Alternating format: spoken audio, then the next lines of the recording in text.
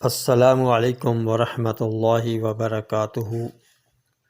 یہ سلسلہ ہے اقوال امیر المومنین خلیفہ چہارم حضرت علی المرتضیٰ رضی اللہ تعالی عنہ۔ عنوان ہے کامیابی کیسے حاصل کی جائے۔ اس کا دوسرا حصہ ہے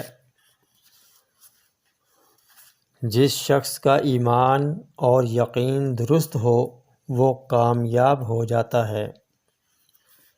جو شخص اپنے کام اللہ تعالیٰ کے سپرد کر دیتا ہے، اللہ تعالیٰ اس کو کامیابی کی راہیں بتا دیتا ہے، اور جو اس کی ہدایت پر چلنا چاہتا ہے اللہ تعالیٰ اسے ہدایت اور رہنمائی عطا فرماتا ہے۔ جو شخص حق بات کے ساتھ استدلال کرتا ہے وہ کامیاب ہو جاتا ہے۔ جو شخص آخرت کی کامیابی حاصل کرنا چاہتا ہے اسے لازم ہے کہ تقوی اختیار کرے، اور جو اللہ تعالیٰ کے ہاں بلند درجے حاصل کرنا چاہتا ہو اسے چاہیے کہ وہ اپنی خواہش نفس کو مغلوب کرے۔ وہ آدمی کامیاب ہے جس نے آج کا کام ٹھیک اور کل گزشتہ کی غلطیوں کا تدارک کر لیا۔ جو اپنے کام کے لیے سویرے اٹھتا ہے اسے بہت جلد کامیابی حاصل ہو جاتی ہے۔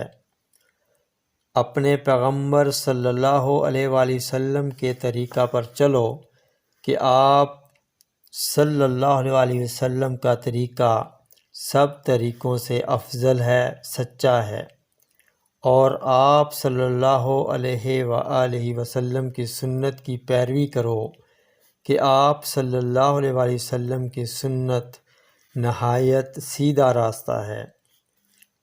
جو شخص گناہوں میں مبتلا ہو کر دنیا کی کوئی کامیابی حاصل کرتا ہے اسے کوئی کامیابی حاصل نہیں ہوتی، اور جو شخص اپنے علم پر عمل نہیں کرتا تو گویا اس تک نعمت عمل واصل نہ ہوا۔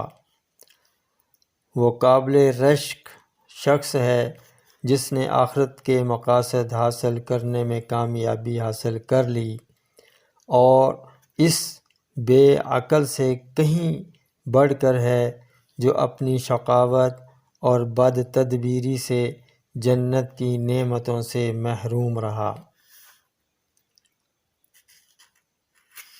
سینے کا حسد اور کینے سے پاک ہونا عابدین کے لیے بڑی سعادت اور کامیابی کی بات ہے۔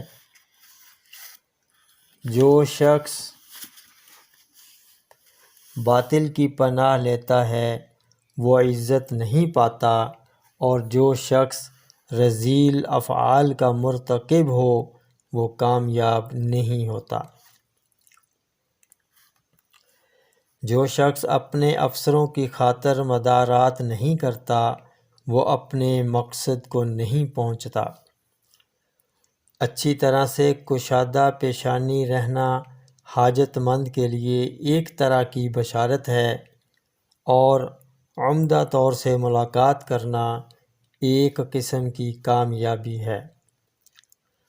اچھی طرح سے کشادہ پیشانی رہنا کامیابی کی علامت، اور اپنی غلطیوں کو عمدہ طور سے تدارک کرنا صلاحیت نیکی کی نشانی ہے۔ تحقیق وہ شخص کامیاب ہے جو پرہیزگار اور خاموش رہتا ہے، اور کبھی حیران و مبہوت سمجھا جاتا ہے۔ جو شخص اپنے نفس کے ساتھ مقابلہ نہیں کرتا وہ کبھی کامیابی حاصل نہیں کرتا۔ السلام علیکم ورحمۃ اللہ وبرکاتہ۔